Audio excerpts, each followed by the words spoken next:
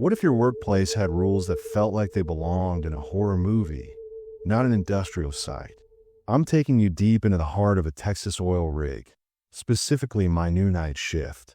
Get ready to have your jaw drop as I expose the truly bizarre and almost unbelievable rules that dictate life out here. You won't believe what they make us do.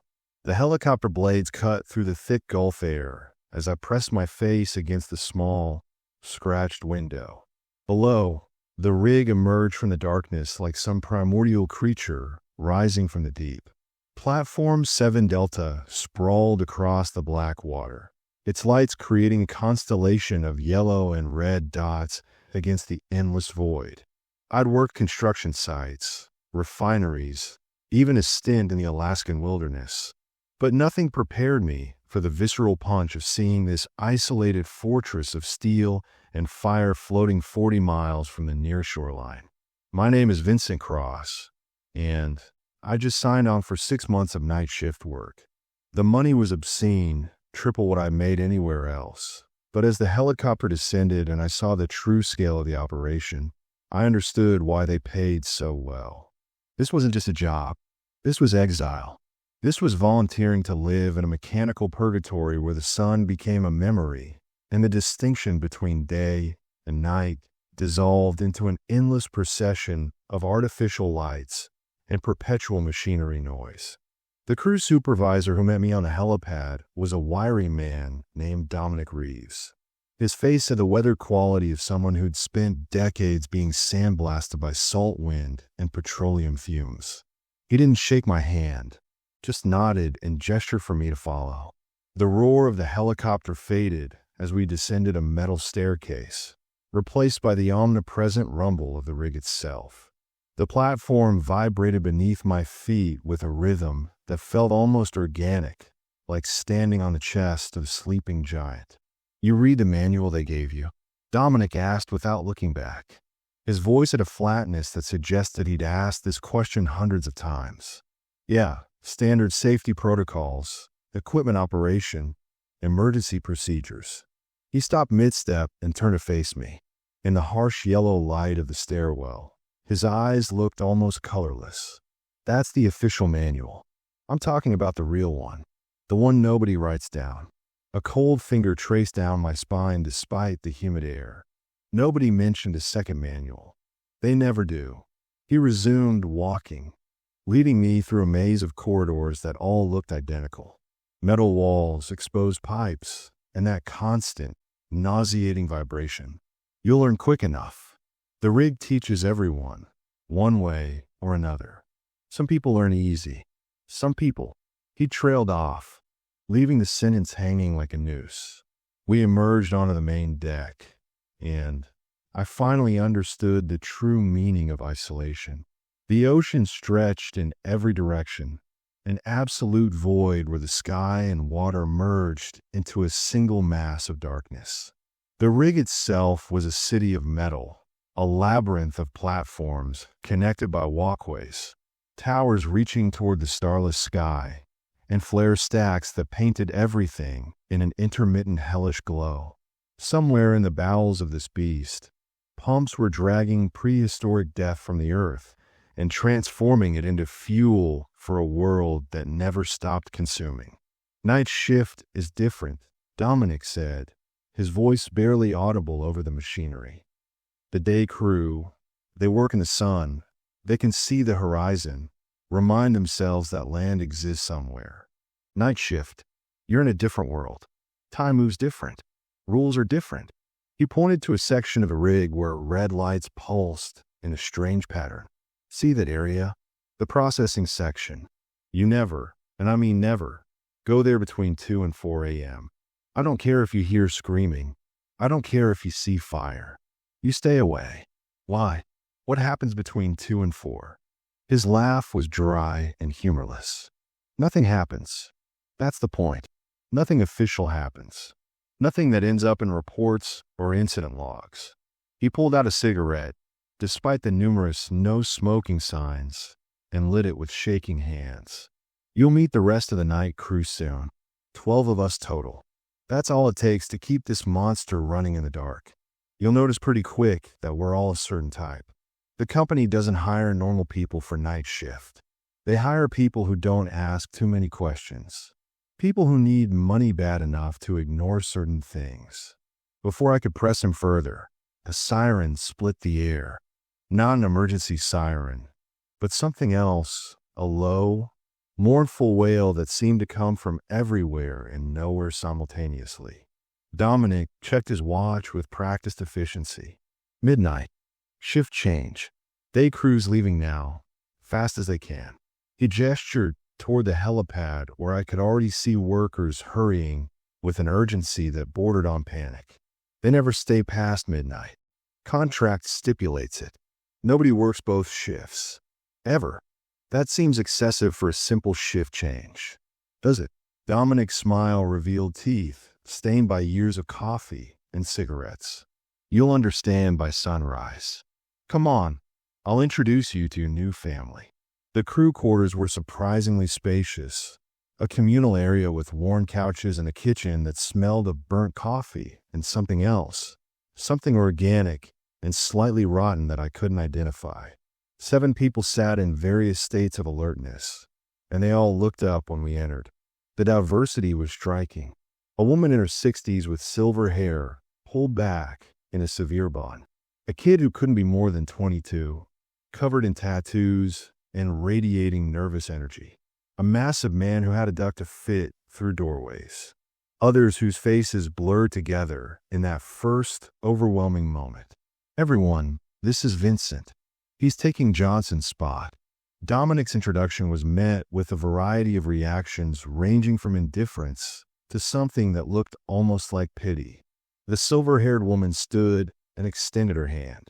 Gabriela Torres. I run the monitoring systems. You'll be working with me mostly, learning the boards. Her grip was surprisingly strong, and her eyes were sharp, missing nothing.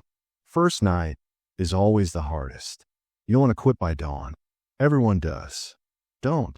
It gets easier after the first week, or you go crazy. Sometimes both. The young tattooed kid laughed, a sound with an edge of hysteria. Don't scare the new guy, Gabby. He'll think we're all insane. We are all insane, Trevor, she replied without humor. That's why we're here. Dominic cleared his throat. Vincent, you've got 2 hours before your first patrol. Gabriella will walk you through the basics. Remember what I said about the processing section. Remember it like your life depends on it, because it does. He looked at each crew member in turn, and I saw something pass between them, some shared knowledge that bound them together. Standard first night protocol, people. Vincent gets the easy routes, nothing below Deck C, and somebody stays within radio distance at all times. What? The question escaped before I could stop it. What's below Deck C? The room went silent. Even the perpetual machinery noise seemed to fade. Gabriella's expression hardened. Below Deck C is where the old rig is. The original Platform 7. They built this one on top of it 15 years ago after the incident. Company sealed it off, posted it as structurally unsound. But between you and me, and everyone in this room, structures don't make sounds. Structures don't move on their own.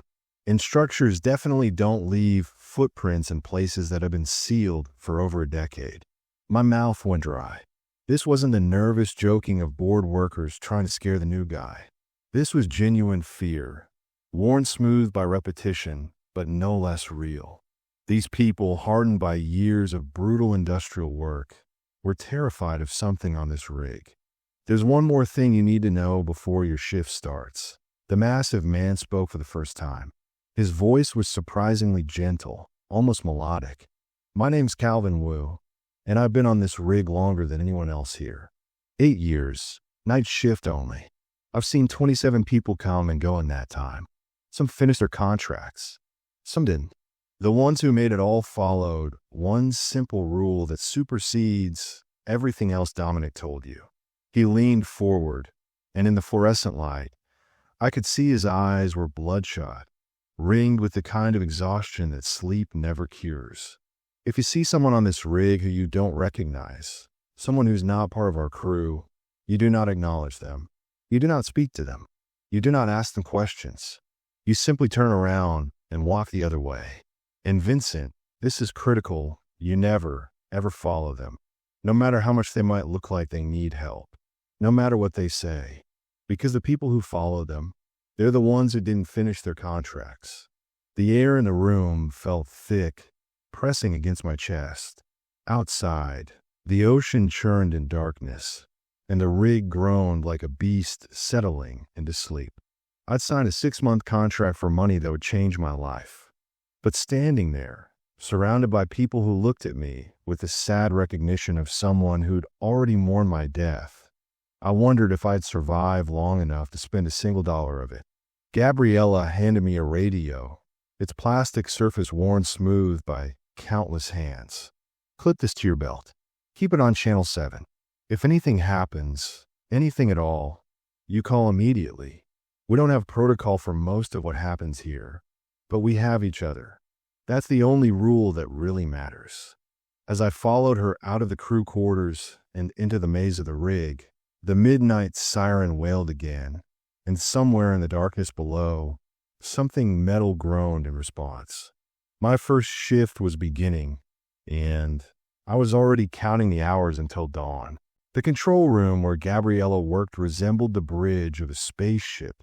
Banks of monitors displaying readouts from hundreds of sensors scattered throughout the rig. Pressure gauges, flow meters, temperature readings, all pulsing with data that meant nothing to me, but which she read with the fluency of someone reading their native language. She settled into her chair with the practiced ease of someone who'd spent thousands of hours in that exact position. You'll spend most of your time doing rounds, she explained, pulling up a map of the rig on the central screen. Every 2 hours, you walk a designated route, checking for leaks, unusual sounds, anything out of place. Seems simple enough, right? But there are rules for these rounds that you won't find in any manual. She zoomed in on a section of the map. Rule 1. Never take the same route twice in a row. The rig has a memory. If you develop patterns, it learns them. I know that sounds insane, but after 2 months you'll understand what I mean. The shadows will start to anticipate where you'll be. Doors that should be locked will be open. Equipment will malfunction right before you arrive, like something's testing to see if you're paying attention. I wanted to laugh, to dismiss this as the superstition of people who'd been isolated too long. But her tone was completely clinical, like she was explaining a maintenance procedure, not describing the rig as a sentient entity. Rule 2, she continued, marking certain sections of the map in red. These areas, you only enter with a partner, not for safety reasons, at least not the official kind. It's because some sections of the rig create blind spots in a monitoring system. Equipment works fine, but video feeds get corrupted. Audio becomes static. Company engineers can't explain it. They've replaced the equipment 4 times in the last 3 years. Same problem every time. When you're in those blind spots, you're alone in a way that goes beyond just physical isolation. She pulled up a video feed from one of these zones, and I could see what she meant. The image was there, but it seemed somehow wrong, like watching footage through water. Shapes moved in ways that didn't quite match the laws of physics, and occasionally, the entire feed would flicker and show something else, something that looked like the same corridor, but somehow fundamentally different. Trevor appeared in the doorway, carrying 2 cups of coffee that smelled burnt even from across the room. Gabby giving you the tour of horrors. He handed her a cup and grinned at me. Don't let her scare you too much. Most nights are boring. Just you, the ocean, and the constant feeling that something's watching from the dark. Most nights, Gabriella emphasized, but not all nights. Vincent, you need to understand something. This rig extracts oil from 6 miles below the ocean floor. 6 miles down into rock that's been undisturbed for millions of years. We're drilling in a time itself, pulling up pieces of a world that existed before humans, before mammals, before anything that would recognize us as alive. Sometimes I think we're not just extracting oil. We're creating wounds in something that doesn't want to be wounded. Trevor's grin faded. She's not wrong. You know what we found in a drill core 3 years ago? Preserved in shale from the Permian era? A perfect handprint. Human-sized. 5 fingers. Pressed in a rock that's 250 million years old. Company geologists said it was a natural formation. Pareidolia. Our brains finding patterns where none exist. They sealed the core in storage below Deck C. Never mentioned it again. The rational part of my brain rejected this. Geological formations could look like anything. But the irrational part, the part that had felt wrong since stepping onto this rig, whispered that some things couldn't be explained away. Rule 3, Gabriella said, pulling my attention back to the screens. The equipment talks. Not literally, but the sounds it makes, the vibrations, they form patterns. After a few weeks, you'll start to recognize them. Normal operation has a rhythm, almost musical. When that rhythm changes, when discordant notes start appearing, something's wrong. Not mechanically wrong, wrong in a deeper way. That's when accidents happen. That's when people get hurt. She pulled up a log of incidents over the past 5 years. The list was longer than I expected. Injuries ranging from minor to severe, 1 death, and several disappearances that were officially listed as left without notice, but which everyone in this room clearly knew meant something else. Rule 4 is simple, she said, her voice dropping lower. Between midnight and 4 a.m., you do not go outside to the outer platforms unless absolutely necessary. That's when the fog rolls in. It's not normal fog. It's too thick, too uniform, and it smells wrong. Like ozone and copper and something else, something organic. People who've gone out in that fog come back different. They finish their shifts, collect their pay, and leave without saying goodbye. And their eyes. She trailed off, staring at one of the monitors. Their eyes look like they've seen something they can never unsee. Trevor finished for her. Like they've glimpsed something that broke a fundamental part of their understanding of reality. Calvin's voice crackled over the radio, clipped to Gabriella's belt. Gabby, we've got fluctuations in pressure on the Western drill line. Nothing critical yet, but it's following that pattern again. The one from last month. She exchanged a look with Trevor that communicated volumes. Copy that. Trevor, take Vincent on his first round. Eastern loop only. Stay on Deck B. Standard protocols. Vincent, keep your radio on and stay close to Trevor. If he says to move, you move. If he says to run, you don't ask questions. We left the control room and descended into the guts of the rig. The corridors were narrow, lined with pipes that radiated heat despite the supposedly controlled environment. Our footsteps echoed in a way that seemed wrong, like the sound was traveling farther than it should, bouncing off surfaces that shouldn't exist. So what's really going on here? I asked Trevor as we walked. The company wouldn't keep operating if there was genuine danger.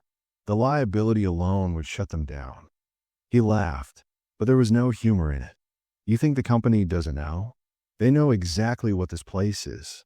Why do you think the pay is so high? Why do you think they can't keep a night shift crew longer than a year? They factor in the weirdness, the disappearances, the mental breakdowns.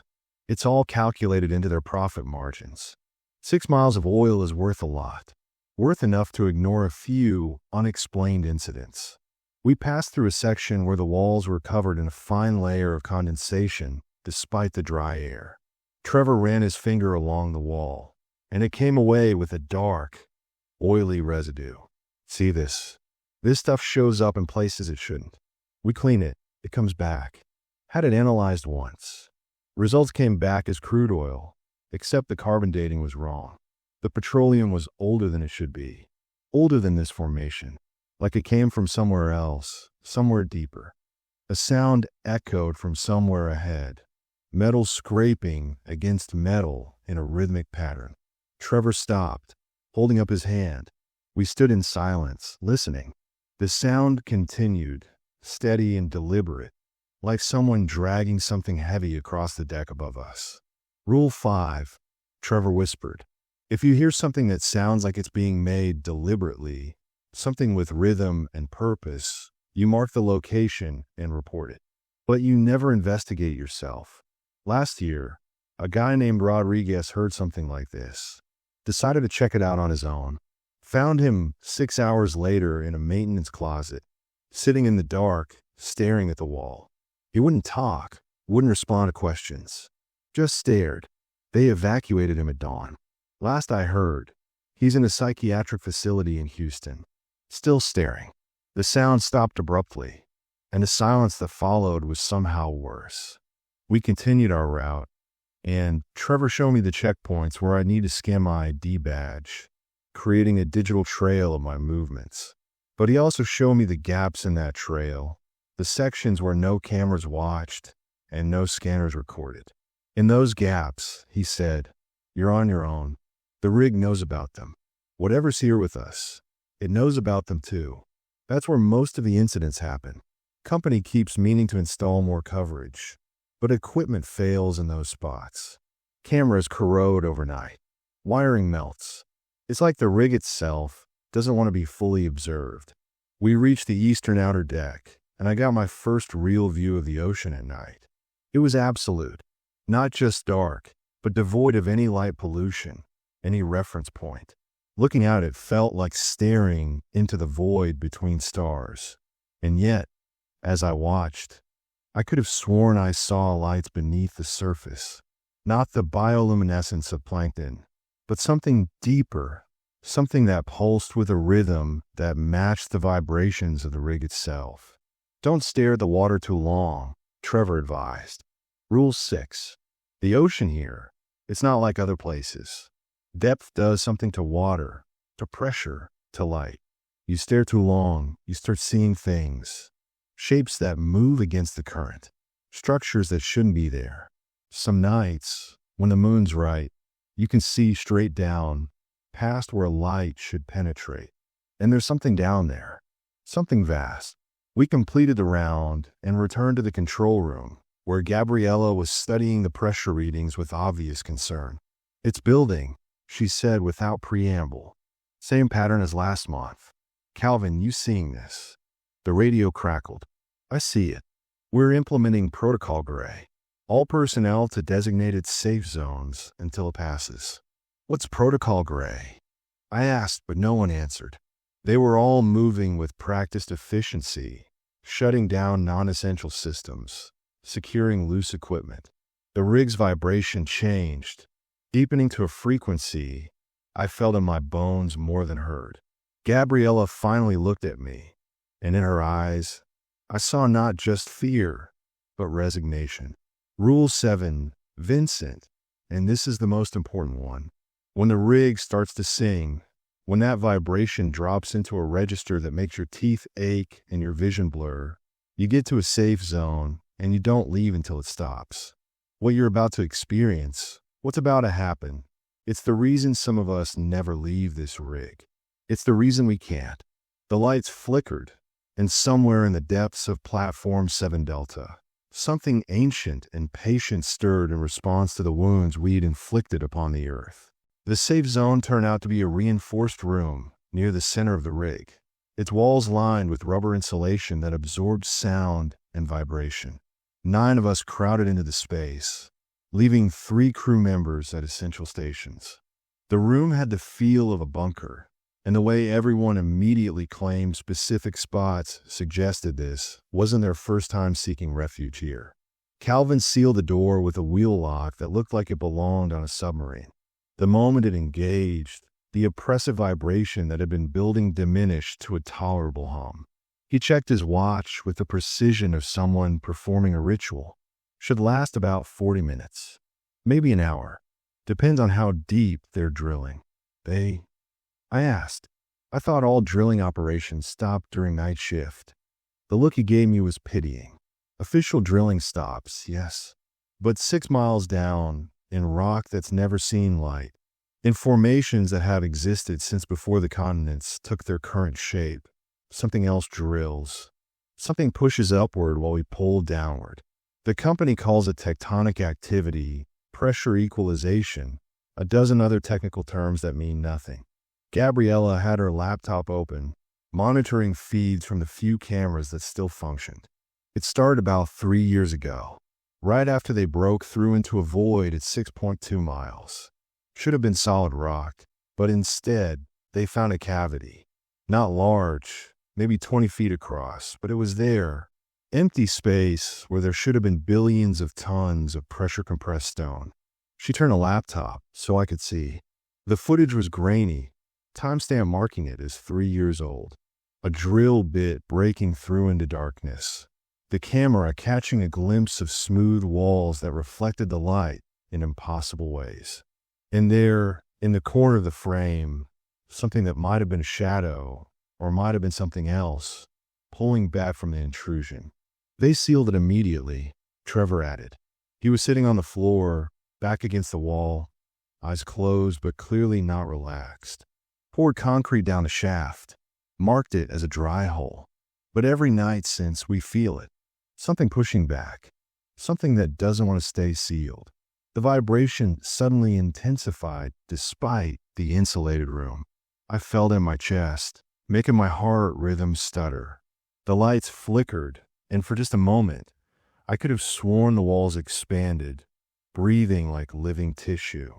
First time's always the worst, Gabriella said, seeing my panic. Your body doesn't know how to process it. The frequency is wrong somehow, not something natural. Researchers who studied the recordings said it's similar to whale songs, but shifted into a register that shouldn't exist. Makes sense in a horrible way. If whales evolved to communicate across thousands of miles of ocean, what would evolve to communicate across millions of years of rock? You're saying there's something alive down there. My voice came out strangled. I'm saying there's something that responds to stimulus, she corrected. Whether it's alive in any way we'd recognize is a different question. But it's aware. It notices us, and it's trying to reach the surface. A sharp bang echoed through the rig, so loud it penetrated even our insulated refuge. Everyone tensed. Calvin grabbed the radio. Report. All stations report. One by one, the 3 crew members at essential stations checked in. Their voices were strained but steady. All systems functioning. No breaches. But then Dominic's voice crackled through, and I heard something underneath his words. A sound like wind through empty corridors. Control, we've got a situation at Drill Station 3. Pressure gauge is reading impossible numbers. Either it's malfunctioning or we've got something pushing up from below with enough force to buckle steel. Gabriella's fingers flew across her keyboard. Her face went pale. Dominic, evacuate that station. Now, those readings aren't a malfunction. Too late. His voice was barely a whisper. It's already here. The radio cut to static, then silence. Calvin was on his feet, hand on the door wheel. Protocol says we don't leave safe zones during an event. Protocol also says we don't abandon crew members. Gabriella shot back, but neither of them moved. They stood frozen by competing imperatives. And in that frozen moment, I understood. They'd been here before. They faced this choice before, and they'd learned that sometimes trying to help only added to the body count. The vibration stopped completely. The sudden absence was more terrifying than its presence. In that perfect silence, I could hear my own heartbeat, fast and shallow. Then, from somewhere deep in the rig, came a sound I'll never forget. It was laughter, not human laughter, but something that I'd learned to approximate it. Had studied the recordings and mimicked the pattern without understanding the emotion behind it. It echoed through the ventilation systems, growing louder, multiplying, until it seemed to come from everywhere at once. The safe zone turned out to be a reinforced room near the center of the rig, its walls lined with rubber insulation that absorbed sound and vibration. 9 of us crowded into the space, leaving 3 crew members at essential stations. The room had the feel of a bunker, and the way everyone immediately claimed specific spots suggested this wasn't their first time seeking refuge here. Calvin sealed the door with a wheel lock that looked like it belonged on a submarine. The moment it engaged, the oppressive vibration that had been building diminished to a tolerable hum. He checked his watch with the precision of someone performing a ritual. Should last about 40 minutes, maybe an hour. Depends on how deep they're drilling. I asked. I thought all drilling operations stopped during night shift. The look he gave me was pitying.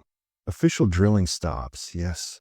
But 6 miles down, in rock that's never seen light, in formations that have existed since before the continents took their current shape, something else drills.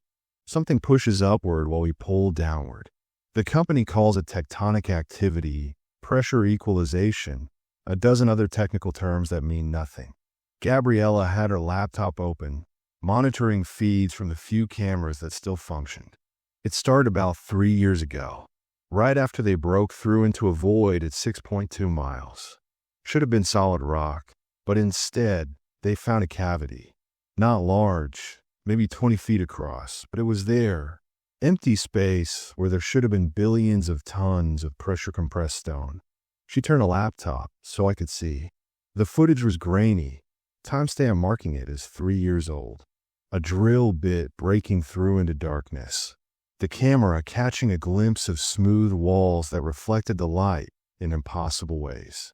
And there, in the corner of the frame, something that might have been a shadow, or might have been something else, pulling back from the intrusion. They sealed it immediately, Trevor added. He was sitting on the floor, back against the wall, eyes closed but clearly not relaxed. Poured concrete down a shaft, marked it as a dry hole. But every night since we feel it. Something pushing back. Something that doesn't want to stay sealed.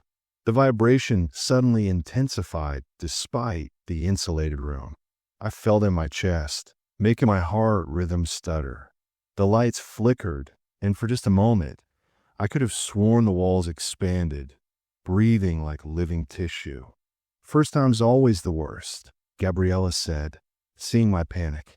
Your body doesn't know how to process it. The frequency is wrong somehow, not something natural. Researchers who studied the recordings said it's similar to whale songs, but shifted into a register that shouldn't exist. Makes sense in a horrible way. If whales evolved to communicate across thousands of miles of ocean, what would evolve to communicate across millions of years of rock? You're saying there's something alive down there. My voice came out strangled. I'm saying there's something that responds to stimulus, she corrected. Whether it's alive in any way we'd recognize is a different question. But it's aware. It notices us, and it's trying to reach the surface.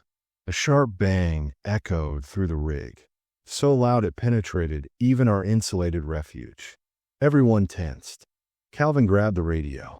Report. All stations report. One by one, the 3 crew members at essential stations checked in. Their voices were strained but steady. All systems functioning. No breaches. But then Dominic's voice crackled through, and I heard something underneath his words, a sound like wind through empty corridors. Control, we've got a situation at Drill Station 3. Pressure gauge is reading impossible numbers. Either it's malfunctioning, or we've got something pushing up from below with enough force to buckle steel. Gabriella's fingers flew across her keyboard. Her face went pale. Dominic, evacuate that station. Now, those readings aren't a malfunction. Too late. His voice was barely a whisper. It's already here. The radio cut to static, then silence. Calvin was on his feet, hand on the door wheel. Protocol says we don't leave safe zones during an event. Protocol also says we don't abandon crew members. Gabriella shot back. But neither of them moved. They stood frozen by competing imperatives. And in that frozen moment, I understood. They'd been here before. They'd faced this choice before. And they'd learned that sometimes trying to help only added to the body count. The vibration stopped. Completely. The sudden absence was more terrifying than its presence. In that perfect silence, I could hear my own heartbeat, fast and shallow. Then, from somewhere deep in the rig, came a sound I'll never forget. It was laughter. Not human laughter, but something that had learned to approximate it, had studied the recordings and mimicked the pattern without understanding the emotion behind it. It echoed through the ventilation systems, growing louder, multiplying, until it seemed to come from everywhere at once. As I lay in my assigned quarters, listening to the ocean and the eternal machinery, I understood why the pay was so high. We weren't being compensated for labor. We were being compensated for bearing witness to something that shouldn't exist, for maintaining the machinery that kept whatever dwelled in the deep earth at bay, if barely. And somewhere in the depths of Platform 7 Delta, 6 miles into ancient stone, something patient and vast waited for us to drill just a little deeper, to open the door just a little wider, to finally let it through. I didn't sleep. Instead, I lay in the narrow bunk and listened to the rig breathe. That's what it felt like after that first night. Like the entire structure was a living organism drawing breath through its pipes and ventilation systems. Every sound carried meaning now. Every vibration told a story, and I was learning a language I didn't want to speak. Around noon, someone knocked on my door. I opened it to find the massive form of Calvin Wu filling the doorway. In the stark daylight, streaming through a porthole, he looked more human, less like a haunted figure from the safe zone. Almost. Get dressed. We're having lunch on the upper deck. Tradition for the night crew. We break bread together, remind ourselves we're human, not just cogs in this machine. His voice was gentle, but I noticed his hand shook slightly as he gestured down the corridor. The upper deck was the closest thing to Pleasant the rig offered. Open air, sunlight reflecting off the ocean in ways that would be beautiful if you could forget what lurked beneath the waves. The entire night crew was there, plus Dominic, though he sat apart from the others, staring at the horizon with those two reflective eyes. Gabriella handed me a sandwich from a cooler. We do this every day. Break the cycle. Force ourselves to be normal for a few hours. Talk about things that matter. Tell stories that remind us who we were before we came here. I joined them at a makeshift table, really just sheets of plywood across sawhorses, and found myself in the middle of the most surreal lunch conversation of my life. They talked about families, hobbies, dreams they'd had before Platform 7 Delta. Trevor wanted to save enough to buy a motorcycle shop. Calvin had a daughter in college studying marine biology, which he found grimly amusing. Gabriella collected vintage records, though she hadn't listened to them in 3 years. That's what this place takes first, she explained, noticing my confusion. The things you loved before, the hobbies, the dreams, the parts of yourself that existed independent of this work. They fade, not all at once, but gradually, until one day you realize you haven't thought about them in weeks. Until this rig becomes your entire world. A woman I hadn't properly met yet leaned forward. Her name tag read Angela Okafor, and she had the bearing of someone who'd once been in the military. I've been here 11 months. 2 weeks left on my contract. Know what scares me most? Not what happens at night. Not the things we see and hear. It's the thought of leaving, of going back to a normal life and realizing I don't fit anymore. That the person who signed that contract 11 months ago doesn't exist. She died slowly, night by night, and something else replaced her. Something that understands the rig's language. Something that belongs here now. Trevor laughed nervously. Jesus, Angela. Way to keep it light. Light doesn't exist here, she replied, not unkindly. Not really. We pretend during the day, but we all know the truth. The night is more real than this. These hours of sunlight are just an intermission before the real show starts again. A younger man, barely out his teens, spoke up. His name was Isaiah Reeves, and I'd learned during the morning briefing that he was Dominic's nephew, brought on because the company preferred to hire relatives of existing crew. Insurance against people talking about what they experienced. I've been tracking the events, he said quietly. The ones where the vibration gets really bad. They're getting more frequent. When my uncle started 3 years ago, they happened maybe once a month. Now we're getting them every few nights, and they're lasting longer each time. The table went quiet. This was clearly something they'd all noticed, but hadn't wanted to say aloud. Calvin finally broke the silence. The company knows. They've brought in consultants, geologists, even a team from some university claiming to study deep Earth seismology. All of them left within a week. Some of them left after one night. Whatever reports they filed got buried so deep they might as well not exist. There was one guy, though, Gabriella added, pushing her food around her plate uneaten. Dr. Richard Kessler, MIT. He lasted 3 nights before he demanded to be evacuated. But before he left, he told me something. Said that drilling had created what he called a resonance cavity. That we weren't just extracting oil, we were creating a pathway for pressure waves to travel. And that something down there was using those pathways to map the rig, to understand its structure. He said we built a door, and something was learning how to knock. Did he say what we should do about it? I asked. He said we should abandon the rig, seal all the drill holes with concrete, demolish the structure, and blacklist these coordinates forever. He said some places on Earth should never be touched, that there are boundaries between the world we know and older, stranger places, and how we crossed one of those boundaries. She looked at Dominic, still sitting alone. He also said that prolonged exposure would change us on a cellular level, that whatever's down there doesn't just affect the mind, it affects the body. We're absorbing it, slowly, becoming part of it. I looked around the table of faces that were too pale, eyes that reflected light in unusual ways, hands that trembled without cause. How many of them were still entirely human? How many of them were becoming something else? Cells rewiring themselves to match the frequency of whatever existed 6 miles below. Trevor noticed my examination. Don't look too hard, Vincent. Don't analyze it.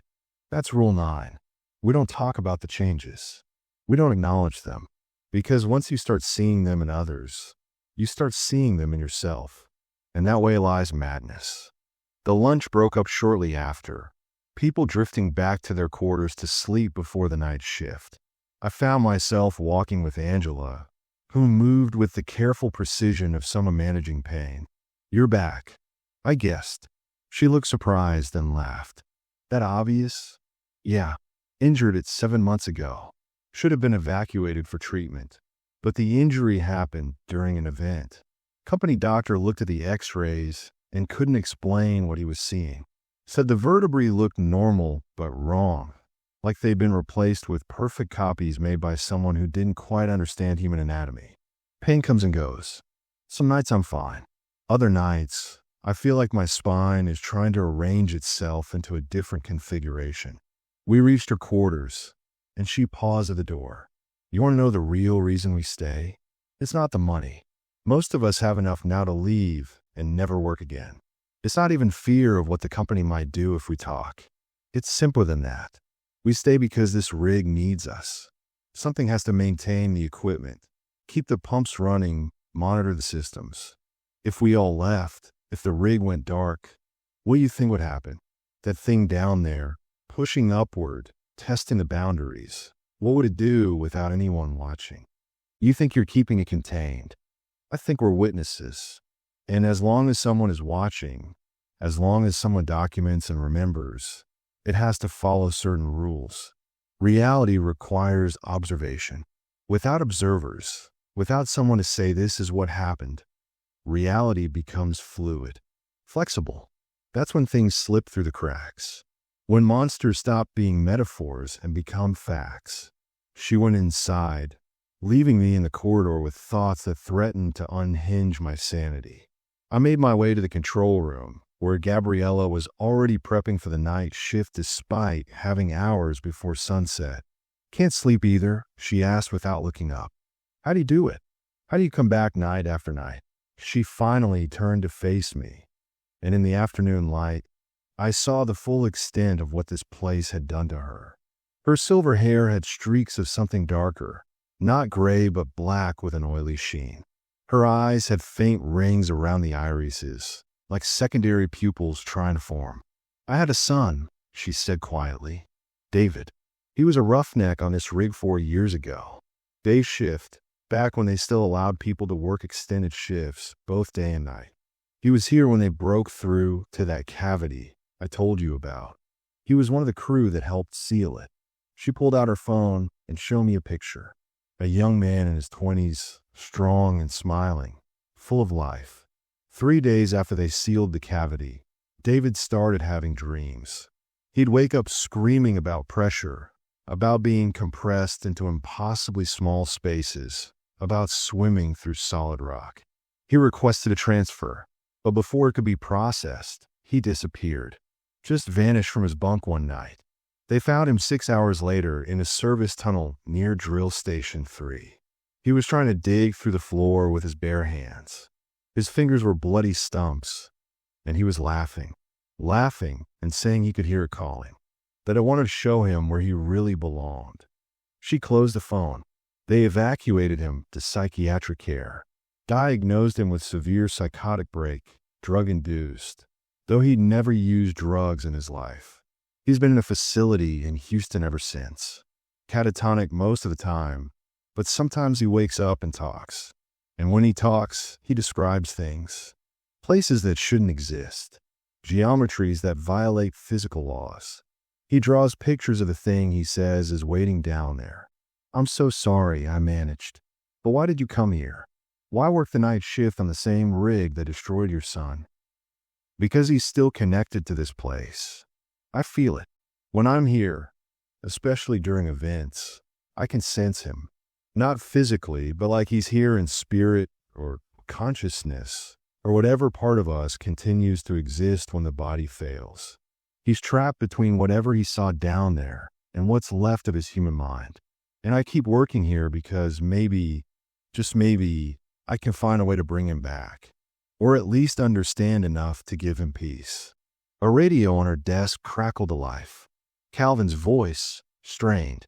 Gabby, you need to see this. Monitoring room now. We found Calvin staring at a bank of screens showing various sections of the rig, but it was one screen in particular that had captured his attention. The feed showed a corridor on Deck C, the boundary between the current rig and the sealed sections of the original Platform 7. The image was clear, but what it showed was impossible. The corridor wasn't empty. A figure stood in frame, back to the camera. It wore worker's coveralls, but the fabric hung wrong, like it was draped over something that approximated human shape without quite achieving it. As we watched, it began to turn, slowly, with mechanical precision. Turn it off, Gabriella said, but Calvin was frozen. We all were. The figure completed its rotation, and where a face should have been, there was only smooth skin, featureless except for what might have been a suggestion of eyes beneath the surface, like something pressed against a membrane from the other side. The figure raised one hand and pointed directly at the camera. At us. Its mouth area began to split, opening in a horizontal line that revealed not teeth or tongue, but darkness. Absolute darkness, the kind that exists miles beneath the earth, the kind that has never known light. And from that darkness came a sound, transmitted through the camera's audio feed. It was my name, spoken in my own voice, but layered with harmonics that made it sound like 1,000 versions of me speaking in unison. Vincent, come down. Come see. We've been waiting. The screen went dead. All the screens went dead. The control room plunged into emergency lighting, bathing everything in red. And somewhere deep in the rig, far below where we stood, machinery that should have been silent began to activate. The sound of drilling echoed up through the structure, but the rhythm was wrong. Not the steady mechanical pulse of industrial equipment, but something organic, something alive. Calvin grabbed the emergency radio. All crew to stations. We're implementing Protocol Black. This is not a drill. Repeat, Protocol Black. I looked at Gabriella. What's Protocol Black? Her face had gone white. It means something's coming up. Something's breaking through. And we need to be ready to either contain it or evacuate. Protocol Black means we might not make it to sunrise. The rig shuddered. A deep tremor that felt like the earth itself was shifting. And from somewhere far below, Rising through layers of steel and concrete and abandoned machinery came that laughter again. Closer this time. Almost here. The night shift was about to begin early, and I understood with terrible clarity that nothing in my life had prepared me for what was coming. The rules we'd been following, the protocols and procedures, they'd all been designed to delay this moment. But delay only works for so long. Eventually, what's been held back finds its way through. And tonight, it was ready to introduce itself properly. Protocol Black turned the rig into a war zone. Crew members I hadn't even met materialized from various sections, all moving with practiced urgency toward designated positions. Gabriella shoved a laminated card in my hands, its surface covered in instructions that read like something from a disaster movie. "Follow these exactly," she commanded. "Don't improvise. Don't try to be a hero. And for God's sake, if you see David, if you see my son down there, you don't acknowledge him. Whatever's wearing his face, it's not him anymore." "Understood." I nodded, unable to form words. The drilling sound from below had intensified, now accompanied by the shriek of tearing metal. Something was physically ripping through the sealed sections, forcing its way upward through barriers that had held for years. Calvin appeared, carrying what looked like industrial welding equipment. "Vincent, you're with me. We're heading to Deck C to reinforce the seal. It's a two-person job, and everyone else has assignments. Think you can handle it? What exactly are we sealing?" His laugh was harsh. "Hell if I know. A doorway, a dimensional breach, a pathway between what is and what should never be. Take your pick. All I know is that if we don't weld those blast doors shut in the next 20 minutes, whatever's been scratching at the other side for the past 3 years is going to get through." We descended through the rig's levels, passing crew members securing equipment and shutting down non-essential systems. The deeper we went, the more the temperature dropped. Not a natural cold, but something that felt wrong, like the absence of heat rather than its opposite. My breath misted in the air, and frost began forming on the metal walls despite the fact that we were in the Gulf of Mexico in summer. Deck C looked like it belonged to a different rig entirely. The corridors here were older, the walls scarred and stained. This was the original Platform 7, the one they'd built the current structure on top of. Company had claimed it was structurally unsound, but standing in these passages, I understood the real reason they'd sealed it. The geometry was wrong. Corridors bent at angles that hurt to look at. Shadows fell in directions they shouldn't. And the vibration here was constant, a pulse that matched no mechanical rhythm, but something organic, something alive. We reached a massive blast door, easily 3 feet thick, covered in frost that crackled and popped as we approached. Beyond it, we could hear the drilling, so close now it felt like it was happening on the other side of the metal. Calvin began setting up the welding equipment while I held the light. "You know what we found down here when they were exploring the original rig before sealing it?" he said, his voice steady despite his shaking hands. "Footprints. Hundreds of them, leading to and from the seal drill shaft. Bare feet, human-sized, but the tread pattern was wrong. Not smooth like skin, but textured like scales or bark. And they were old. The rust patterns suggested they'd been made years before this rig was even built, before the original Platform 7 was constructed."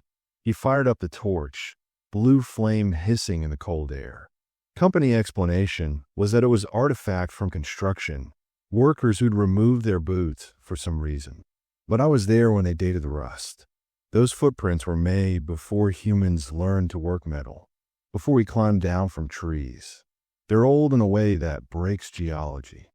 The blast doors suddenly shook, a massive impact from the other side that knocked us both backward. The welding torch fell, flame guttering out. In the sudden darkness, illuminated only by my flashlight, I saw the door beginning to buckle. Not bent by pressure, but changing shape like something was rewriting the molecular structure, teaching the metal to form new configurations. A voice came through the door. Multiple voices speaking in unison, some human, some not. Calvin, Vincent, open the door. Let us show you. Let us take you home. To the real home. Before continents, before oceans, before light. Calvin scrambled for the torch, got it lit again, began frantically welding seams that were splitting even as he worked. Don't listen. Don't respond. They learn from interaction. Every word you give them, every acknowledgement, makes them more real, makes them more able to cross over. But it was hard not to listen because buried in those voices, I heard people I knew. My father, dead 5 years. A girlfriend from college. My third-grade teacher. All of them calling. All of them promising revelation, transformation, homecoming. And under it all, a sound like waves crashing, like wind through vast caverns, like the breath of something incomprehensibly large. Protocol Black isn't about containment, I realized aloud. It's about witnessing. You're documenting this for someone. Building a record. Calvin paused in his welding, looked at me with eyes that had seen too much. Every corporation has insurance. This company's insurance is information. If this rig falls, if the seal breaks completely, if whatever's down there gets loose, someone needs to know how it happened. Needs to have a record. We're not heroes trying to save the world. We're scribes recording the apocalypse. The door's transformation accelerated. What had been steel was becoming something else, something that looked organic, growing structures that resembled ribs or coral. The voices intensified, now speaking in languages I didn't know but somehow understood, words from before Babel, before language itself fractured into 1,000 forms. Gabriella's voice crackled through our radios. Calvin, we're reading massive pressure increases across all sealed sections. It's not just Station 3. It's everywhere. The entire old rig is waking up. Copy that, Calvin responded, never stopping his welding. How long until full breach? A pause. Then, quietly, minutes, maybe less. Vincent's signature is showing on monitors down there. The system thinks he's in multiple locations simultaneously. Whatever's coming through, it's already creating echoes of him. It's learning his pattern. I felt a chill that had nothing to do with the temperature. What does that mean? It means, Calvin said, completing his weld and moving to the next weak point, that when this door finally fails, one of the things that comes through might look like you. Might have your memories. Might even believe it's you. That's how it works. It doesn't invade. It duplicates.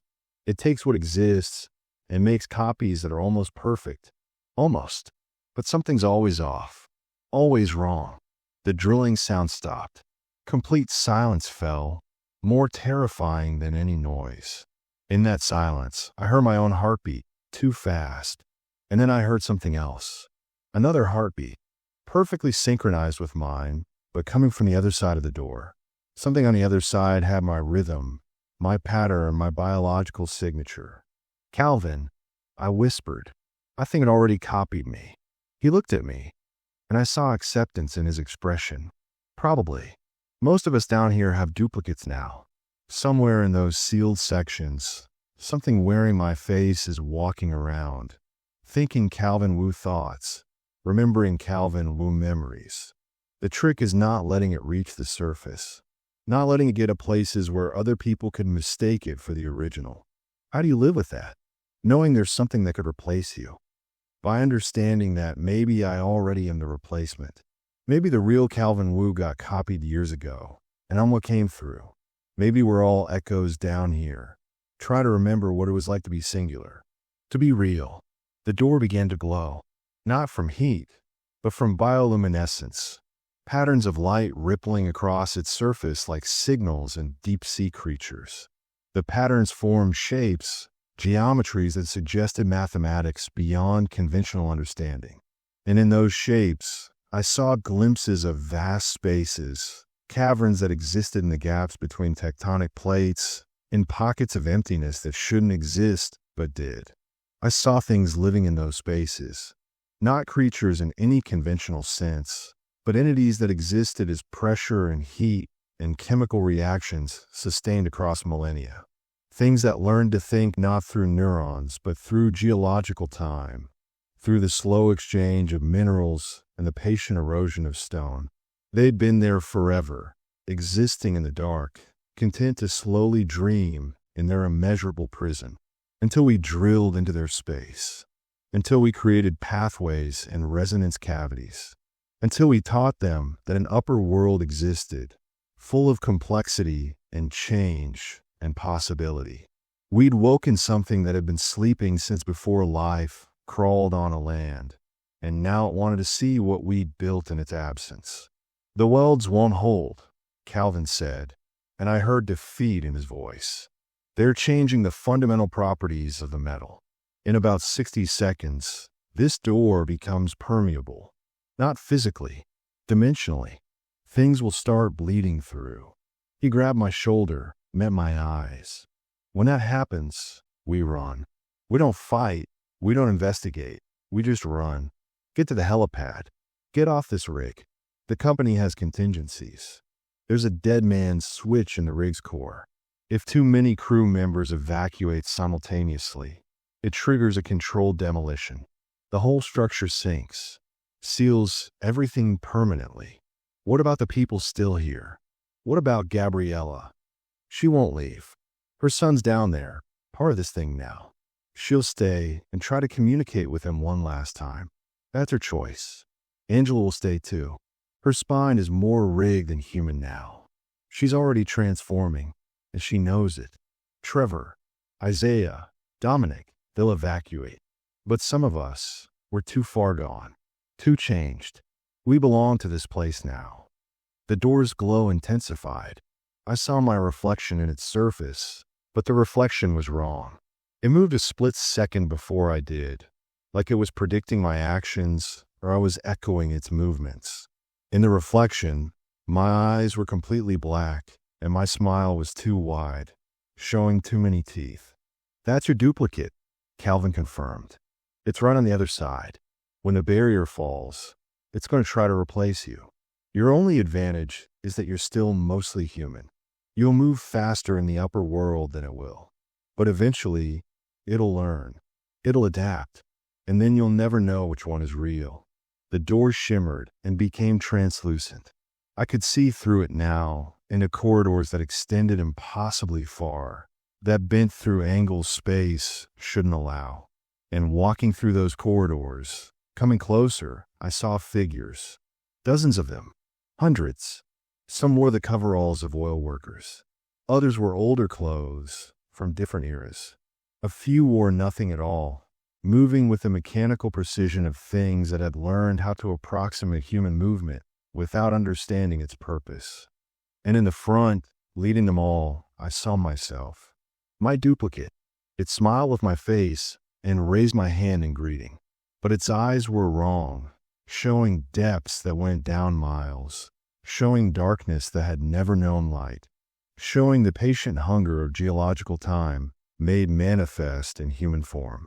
"Run," Calvin said, and shoved me toward the stairs. I ran.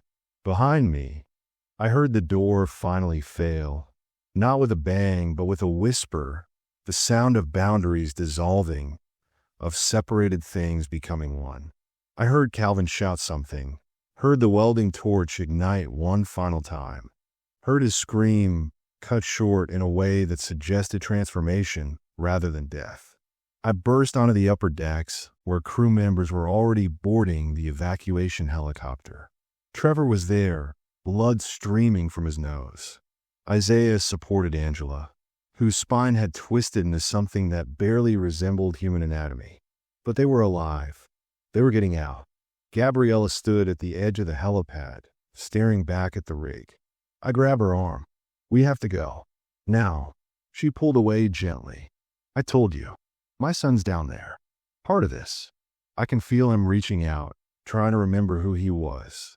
Maybe if I stay, maybe if I'm here when it fully emerges, I can help him remember. Help him find peace. You'll die. I've been dead for 4 years, Vincent, since the day David changed. This is just making it official." She pressed something into my hand. A hard drive. Everything we've documented. Every event. Every anomaly. Every transformation. Get to the mainland. Make sure people know what happened here. Make sure this gets sealed properly, whatever it takes. The rig shuddered, a massive tremor that threw us to the deck. I looked back and saw figures emerging from the lower levels, moving with that wrong-jointed precision. They looked human at first glance, but the longer you watched, the more apparent the wrongness became. They moved in unison, all stepping with the same foot, all turning their heads at the same angle, like parts of a single organism wearing multiple human disguises. And among them, I saw myself, my duplicate, climbing up from the depths, learning with each step how to better imitate human movement. It saw me watching and waved, still smiling that too wide smile. The helicopter pilot was screaming for us to board, engine already spooling up. Trevor and Isaiah were pulling me toward the aircraft. I took one last look at Gabriella standing at the edge of the helipad, at the rig behind her crawling with things wearing human faces, at the ocean stretching in every direction offering no refuge. "Tell my daughter I tried." Calvin's voice crackled through a radio on the deck, though I'd seen him fall. "Tell her that her father loved her until the very end, even if what comes after isn't quite him anymore." Then we were airborne, rising into pre-dawn darkness as Platform 7 Delta grew smaller below us.